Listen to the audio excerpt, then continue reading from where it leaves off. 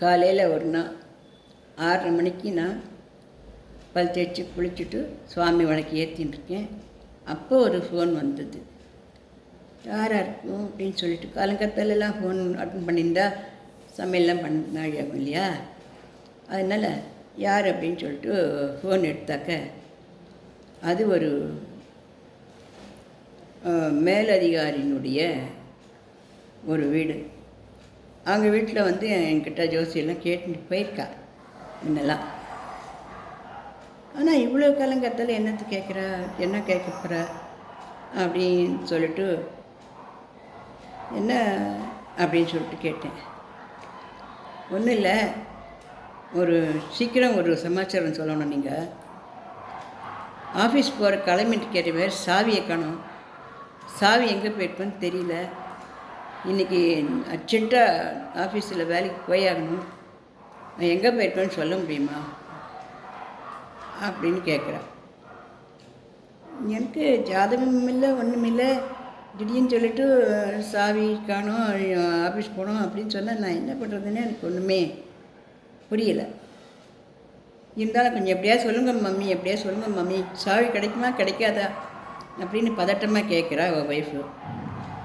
நான் என்ன பண்ணேன், அன்றைக்கி என்ன டேட்டோ அன்றைக்குன்னு ஒரு ஜாதகம் இருக்கும் இல்லையா, அந்த ஜாதகத்தை எடுத்து போட்டு அந்த மாமாவோட நட்சத்திரத்தை சொல்லி அவரோட ராசியை கண்டுபிடிச்சி அதுலேருந்து ஏதோ கொஞ்சம் கணக்கை போட்டு நான் என்ன சொன்னேன், இந்தம்மா அவருடைய ஆஃபீஸ் சாவி வந்து தண்ணிக்குள்ளே விழுந்திருக்கு, குளத்துக்குள்ளே விழுந்திருக்குன்னு வருது அப்படின்னு சொன்னேன்.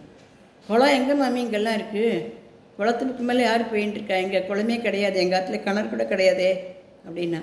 இல்லைம்மா தண்ணிக்குள்ளே விழுந்திருக்கலாம் பாருங்கோ, தண்ணிக்குள்ளே விழுந்திருக்கிறதா தெரியுது அப்படின்னு சொன்னேன். அப்புறம் பார்த்தா அவளுடைய வாட்டர் கேன் திறந்துருக்கு இல்லையா, அந்த வாட்டர் கேனுக்குள்ளே அவளை அந்த ஆஃபீஸ் சாவி விழுந்திருக்கு.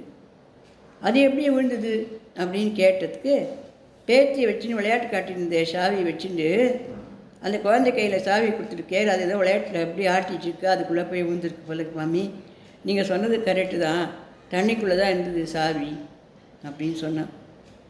எனக்கு இது ஒரு பெரிய ஆச்சரியமாகவும் இருந்தது. ஏன்னா எனக்கு ஜாதக கட்டத்தெல்லாம் பார்த்து தான் சொல்ல தெரியும். நமக்கு எந்த குறிப்பும் இல்லாத எதுவும் இல்லாமல் திடீர்னு கேட்குறா, ஆனால் அவள் கஷ்டத்துக்கு நம்ம வந்து பதில் சொல்லணும் அப்படின்னு வச்சா ஒரு மாதிரி படப்படப்பாக ஆகிடுது எனக்கு. இருந்தாலும் பகவானை வேண்டிட்டு அன்னைக்கு உண்டான ஜாதகத்தை போட்டு அவருடைய ராசிக்கு அன்றைக்கி எப்படி இருக்குது அப்படிங்கிறத பார்த்து அதுலேருந்து அவர் தொலைச்ச பொருளை ஞாபகம் வச்சுட்டு அது இரும்பு சாவி அப்படிங்கிறத சனி பகவான் அப்படின்னு நானே கணக்கு போட்டுண்டு, அப்புறம் அது பள்ளத்தில் தெரியறது, பள்ளம் தண்ணி அப்படின்னா எங்கே இருக்கும், குளத்துலன்னு சொன்னேன் நான். குளம் எங்கே இருக்குதுன்னு கேட்டால் அதில் அந்த வாட்டர் கேன் தான், அந்த குளம் அதுதான் குளம் போல் வச்சுக்கணும், தண்ணி அப்படின்னு தெரிஞ்சுக்க எனக்கு, அதுக்குள்ளே விழுந்துக்கு அப்படின்னு சொல்லிவிட்டு நான் சொன்னேன். கரெக்ட் மாமி, அதுக்குள்ளே தான் இருந்தது. அவர் இருந்து ஆஃபீஸ் கிளம்பி போயிட்டு, ரொம்ப சந்தோஷம் மாமி, நீங்கள் சமயத்துக்கு நீங்கள் சொன்னது ரொம்ப சந்தோஷம் மாமி, ரொம்ப சந்தோஷம் மாமி நான் குதிக்கிறா. எனக்குன்னா நிச்சயமாகவே எனக்கு ஜாதகம் இல்லாமல் இப்படி சொல்கிறதே ரைட்டோ தப்போ பகவானே அவளை சாவி கிடச்சி விடணுமே நினச்சின்னு சொன்னேன்னு வழிய நான் சொன்னது கரெக்டாக எடுத்து அப்படின்றது எனக்கு நிஜமாகவே ரொம்ப சந்தோஷமாக இருந்தது. ஆனால் எதனால் நான் அப்படி சொன்னேன் அப்படின்னாக்க,